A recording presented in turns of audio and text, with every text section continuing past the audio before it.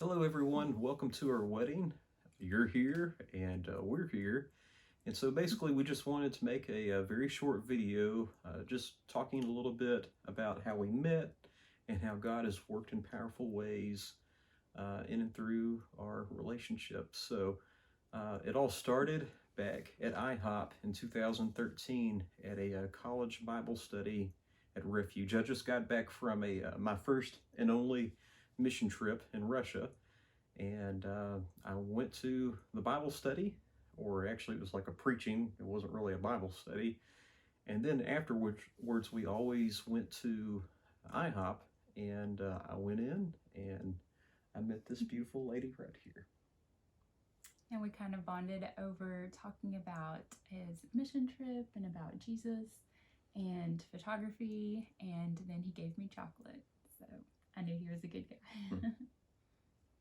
So when my severe health issues started about 18 years ago, I had been praying that if God was going to take me through some really deep and difficult times of suffering, that he would do awesome works and I would get to have the privilege of giving him glory.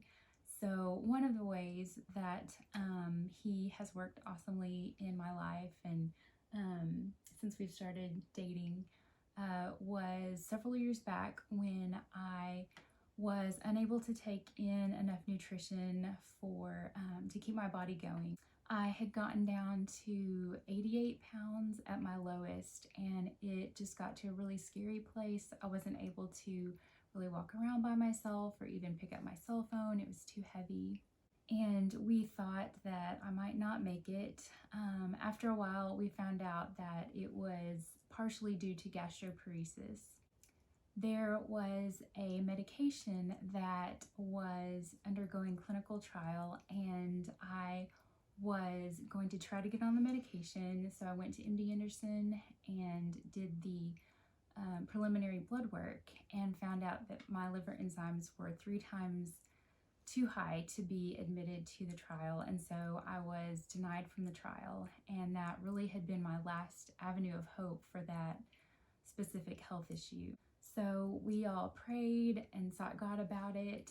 And in praying, I felt that God was leading me to Exodus 15:22 through 25, where God provided for the Israelites after he led them through the Red Sea when they came to a bitter stream, and then he made the bitter water sweet so they could drink it.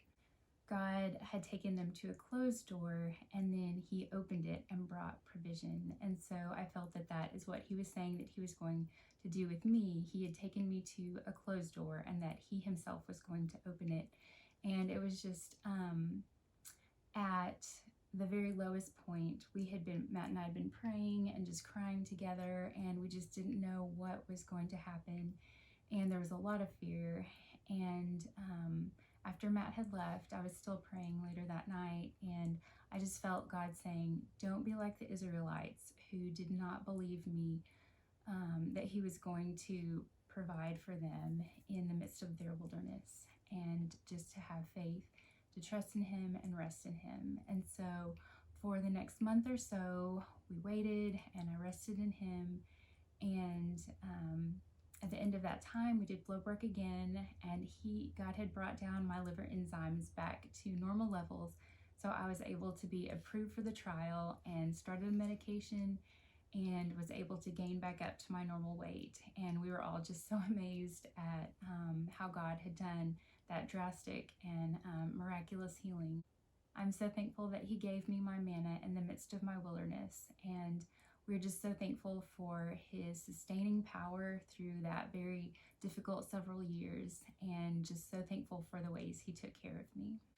Another time God really came through and just did an awesome work in my life and answered a lot of our prayers is when one of my necessary medications that helped me with both my gastroparesis and GERD was discontinued because they found that it had cancer-causing properties.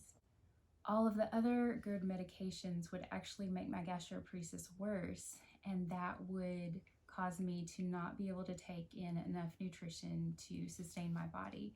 So it was very concerning. We didn't know what was going to happen. I thought that my ability to take in food might be over and that I might have to just rely on permanent IV nutrition.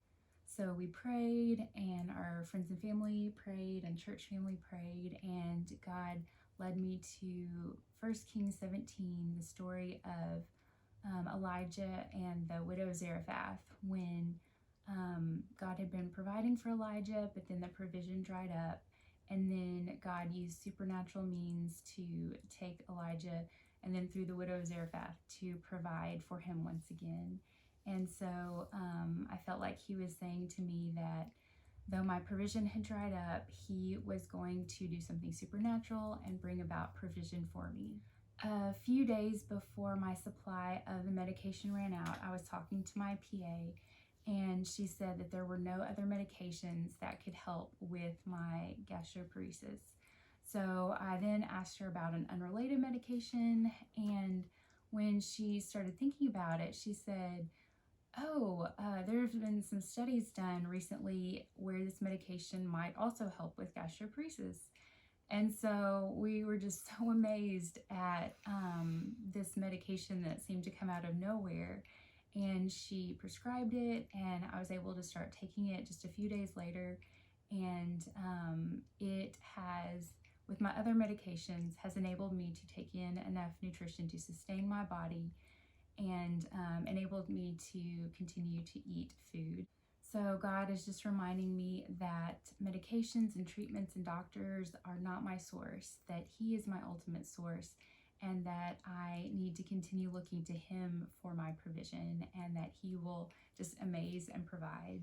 It was just so amazing to have God speaking His word to me ahead of time, and then working in the situation and bringing about His word in the midst of my circumstances. And we were just so thankful for all that He was doing.